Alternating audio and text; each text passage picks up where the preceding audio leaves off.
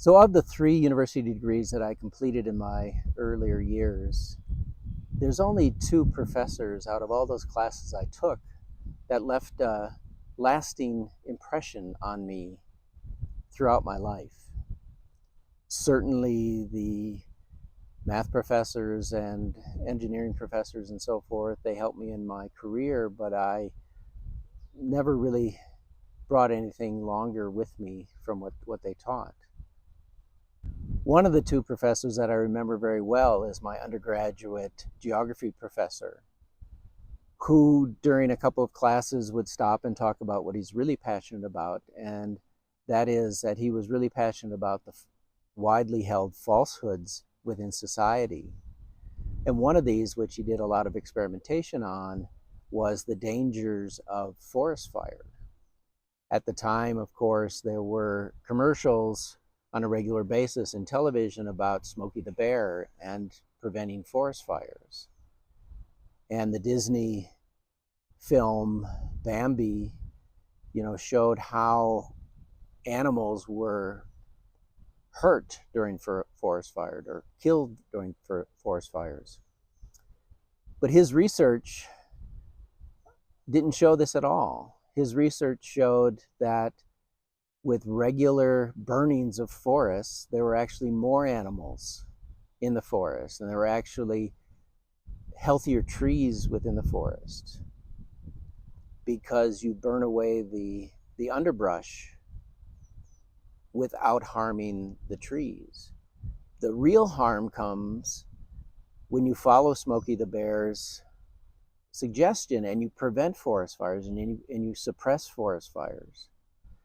Over a long period of time, what happens is a lot of kindling builds up within the forest floor, and then when it does burn, because it eventually will burn,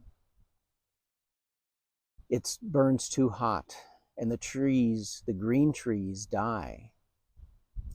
This is the issue that we have in the United States and in other places, is suppressing the forest fires and not maintaining the forest the way they should be.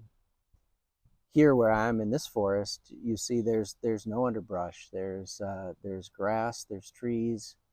It's a great place for the large animals to come and graze at nighttime. The deer and so forth can move about very easily in this type of a forest. And there's not a bunch of kindling if a fire does happen from a lightning strike or inadvertent sparks coming from a fire. It's not going to burn very far and not burn very hot. This was the first time in my life that I really started questioning, the widely held beliefs that I saw in society that, from a logical mind as I have, didn't make any sense to me.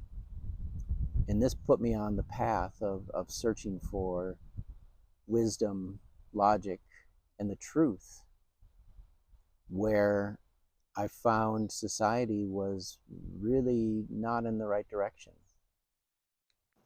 The second professor that left a lasting impression upon my life is Roger Pfaffenberger, my graduate statistics professor, who late at night sometimes would stop and talk about things that he was passionate about within the areas of statistics. One of the stories that really helped me in my search for the truth was his childhood story. When he was entering primary school, and this was in the 50s, they gave IQ tests to children. And the IQ test that they gave to children entering primary school was a block test. It was a series of blocks that were square, round, triangular, star-shaped, and the child had to push the blocks into the right receptacle. Along with those blocks was a little hammer that the kids could hammer them in with. Well, Roger was proven later to be a genius. He took the square peg and his little hammer and he rounded the edges of the square peg and he put it in the round hole. Well, the people analyzing the results of these tests weren't as creative as he was, and he was classified as a moron and was not allowed to enter primary school. So he went through his first 6 grades or 8 grades of primary school with his aunt, who was a teacher, and he learned through her. So when it came time to enter secondary school, they gave him a written exam for his IQ, and he ate it.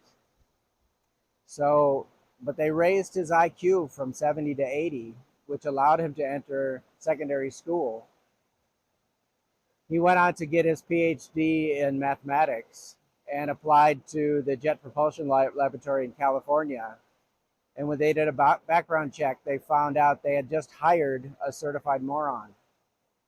But this just goes to show how society, even today, doesn't recognize the creativity in young people and try to force them into submission or into compliance with a system that does not really understand creativity. The study that NASA did showed that 95% of 5-year-olds would be geniuses measured on a genius scale.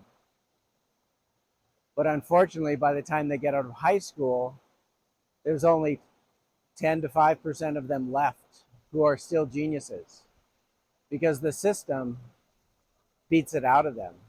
It doesn't allow the creativity to show, which they actually had when they were born. Just like Roger, who was a genius and fortunately didn't have to go into the school system because it wasn't beaten out of him in the school system. He was able to show his genius and then carry that on to the future and become a very talented mathematician.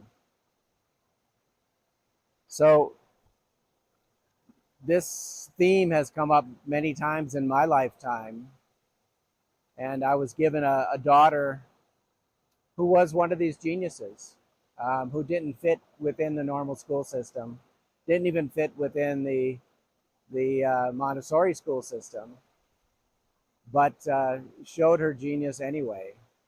And we protected her genius so that she could move on through the school system without it being beat out of her. And that's the thing that I recommend all parents do, is to help understand what your child's genius is when they're young and support them so that they don't give up on it, regardless of what they face within society or within the schools. That genius is something that they should be proud of and they should hang on to.